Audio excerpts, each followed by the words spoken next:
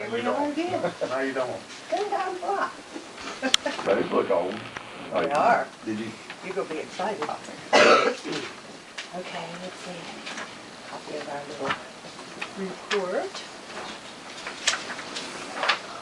And our yearly financials. Oh, well, thank you. And there are our financials for the year. And if you have questions, our treasurer is Gail Heyer, and she is here. So, I'm going to kind of just recap a few things because I have a couple things that I want you to look at, and they might be more important. I started out with our digital archives on the internet, which is always very important to us because that's how we reach the world. Over 100,000 visitors this year.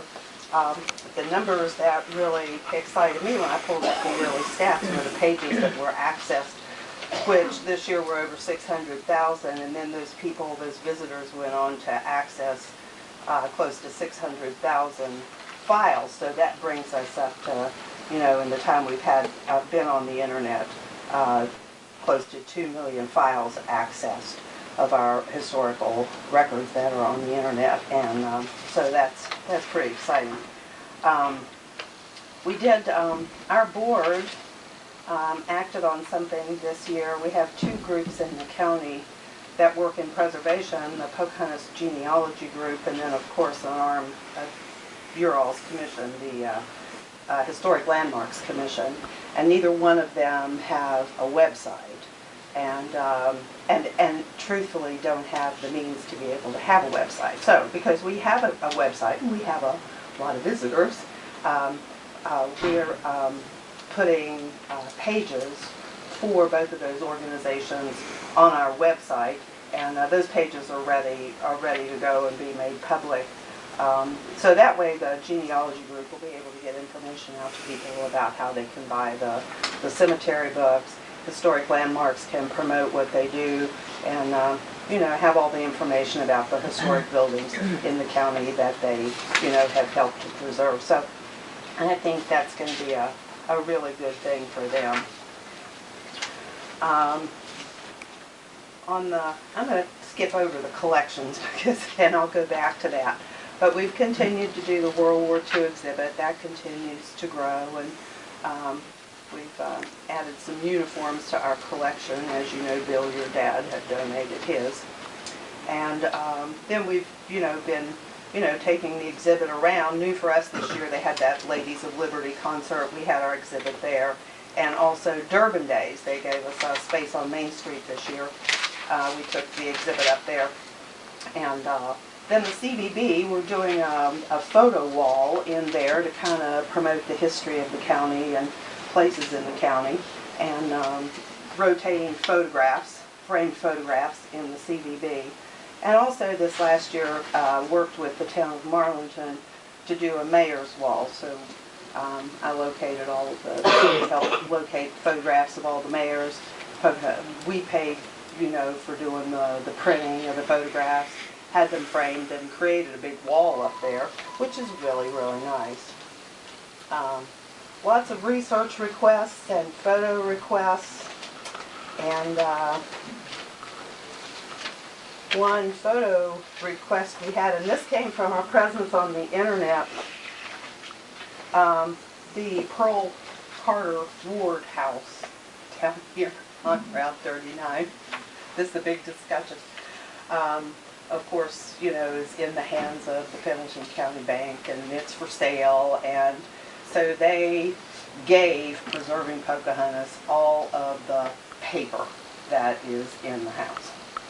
Well, in the house were lots of photographs, and so gathered up all the photographs first, scanned them all, started putting them up on the internet. And this was one of the photos.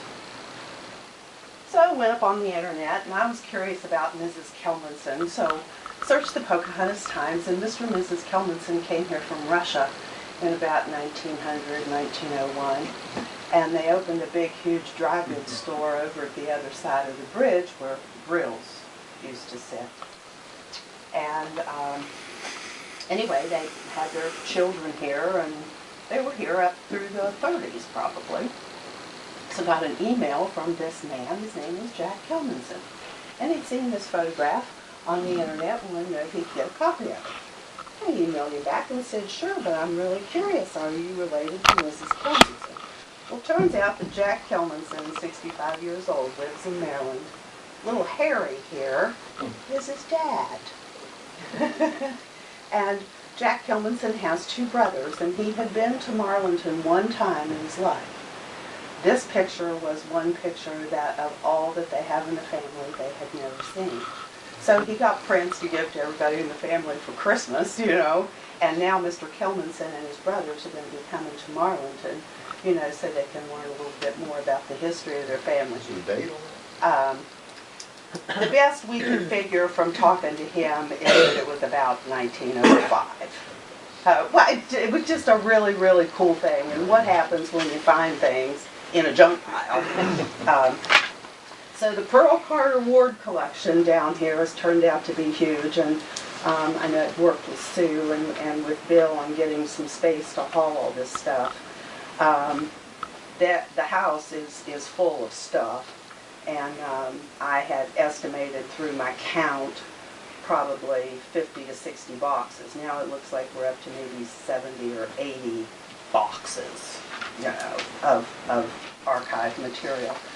So a lot of it's been moved up to the ARC building and sitting up there, and I'm kind of working on it up there and then moving it back and forth, you know, working on sorting it. There are still probably 40 to 50 boxes in the house over here that I'm going to be getting out in the next month. But this collection is, and you know, thanks to the Pendleton County Bank for letting us have this, because all of this stuff would have gone to the dump. These are historical records that go from 1876 all the way up to 1981. Mr. Carter, Pearl's father, came from up at Edray, and he and his wife built the Valley Hotel, which sat over about where the mason jar is, probably in the depot. And I have a picture of it, actually, somewhere. But in the stuff was the register when they opened the Valley Hotel in 1901. And this is the register for the first year. Everybody that came through there and all the information about them. This was the year that the railroad started. So all the people coming on the railroad and doing business here, and they stayed across the street at the Valley Hotel. People who checked in there with maybe 20 people just to have dinner for the evening.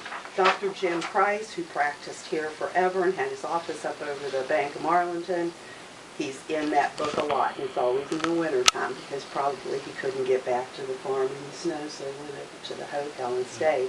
So the names and the information in this ledger are just, they're just mind-blowing, really. Yeah, pretty well. It's pretty amazing, isn't it? Yeah. It's one of these upcheap mountain club where people came through and rode in their register. You seen that? No. They rode the train from Greenbrier Hotel up there and stayed and then went back. And there's one of those registers up And there. they've kept the register up there. Like this one here. Yeah. Well, this will get scanned page by page and up on the internet, and people, you know, be able to, you know, scan through and look and see what they can find. But this really is incredible history. People that got married, I mean, their marriage, you know, it's in there when they went there and got married. Spent the night and probably went on the train. And there are actually people in there who came here on the train, ended up staying here, getting married here, and then they left. That's pretty interesting, too.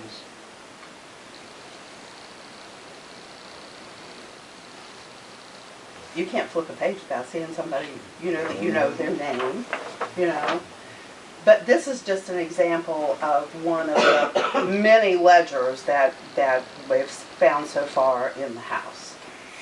There are also ledgers of Miss Carter Ward was one of the first two graduates of Edgewood District High School. And after she finished college, she taught at Edward District High School, she taught at Cass, she taught at Campbelltown, she taught at Marlington High School, and a host of others. She taught in White Sulphur. But she kept all of her classroom records. So we have ledgers of all sizes and all years and all grades for every teaching year that she had.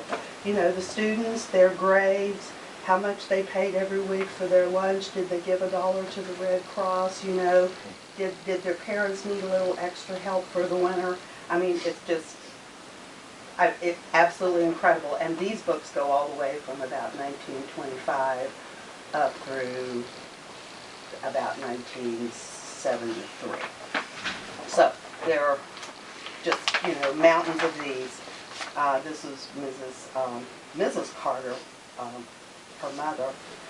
This was her account record with the Paul Golden Dry Goods store, which was down where Darren Jackson's insurance is. It was right around in there. But he had little books, you see, and so people came in and they bought things and charged, and he wrote it down in a little book. And this is from 1898, written in pencil, and look how good it still is. Isn't that amazing? Her bank records, they kept every single record they It's ever had. amazing the penmanship these people I have. know. That's what I was You gonna know? say. Look at Totally amazing. And then this is one that I found actually just yesterday, and then I'll move on and we'll get out of here. But the house over here on the that. highway, this was the first bill for the house, building of the house. And I have negatives of the house immediately after it was constructed, and I also have the blueprints and all of the extra plans for the houses they were building it. But this is the lumber list for the beginning of the building of the house, and this is the lumber list for the building of the barn and what they paid for. So, anyway, we have found a treasure trove over there, and there were lots of other collections that came in this year, and they're all very, very exciting. The biggest thing for us this year was that because we were included in the hotel motel tax, all of the effort has gone towards work and getting the work done and not having to worry with trying to raise a little money to get the work done. And that has been a huge help. The backlog that we showed you last year on the pictures, that has been reduced. A lot of those collections that were on loan to us have been finished, have been returned to the contributors, and they've been given original files of their collections. So where we are right now is, you know, continuing to move on with all this work.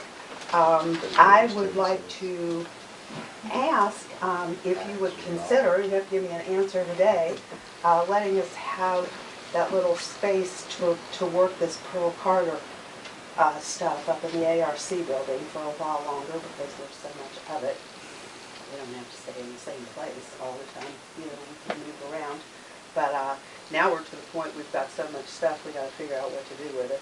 We're going to buy plastic crates so we can do some storage, but you know, the museum is totally out of space, and so we're going to start looking for, you know, a place to put things. But if you would consider giving us a little extra time up at the ARC, that would be super. And of course, this also is an official request to be included in the hotel motel tax again for 2016. I guess I kind of stepped on everybody's toes, but going ahead and letting, but to use the ARC building, I felt like that was a good use of it, so she could. Well, we put it in that great big room up there that's just sitting empty, that great big huge room, just kind of pushed it off to the side and back the car. We could back the car into the ramp there and unload. My God, there is so much stuff. Some of it takes, and some of those crates take 2 people to carry them. I've never seen, I don't know how anybody could keep every piece of paper that they had in their whole life. I mean, they were tremendous business people. They borrowed money, they loaned money, they traveled, they had all of this stuff. They kept every check, every deposit ticket, everything they ever had. And in fact, Miss Ward even kept every note that a parent would send to her saying, please excuse Johnny from school yesterday, he was sick. And by year, she has them in envelopes every single one of them.